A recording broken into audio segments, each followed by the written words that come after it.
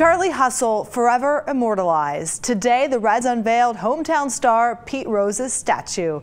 Baseball's all-time hit king is now permanently sliding towards the plate right outside of Great American Ballpark. Local 12's Brad Underwood was there for all of the festivities today, and he's back on Crosley Terrace. Brad, a lot of fans still hanging out. They are. Hi, Megan. Yeah, the big show outside the stadium is the Reds trailing in this game as we continue to see people just stopping by, taking selfies, taking photos of the new Pete Rose statues. You can barely see it through the people here as Pete Rose forever immortalized with his brothers outside Great American Ballpark. Thousands of fans stood out for hours waiting before the ceremony.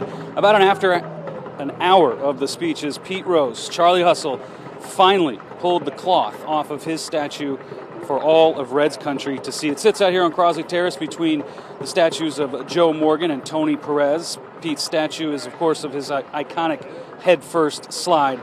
Pete's statue is the ninth to be built and installed outside Great American Ballpark.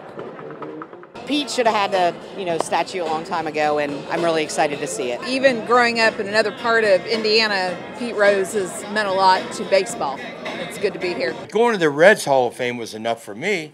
Then they top it off by retiring your number, and they top it off by putting a statue up outside the ballpark, and the ballpark's on Pete Rose Way. It's right down there at Pete Rose and Johnny Bench. That's a hell of a street.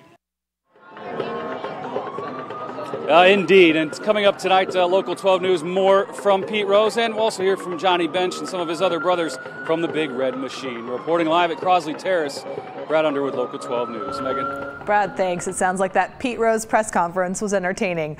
Last summer, as Pete mentioned, he was elected to the Reds Hall of Fame and his number was retired.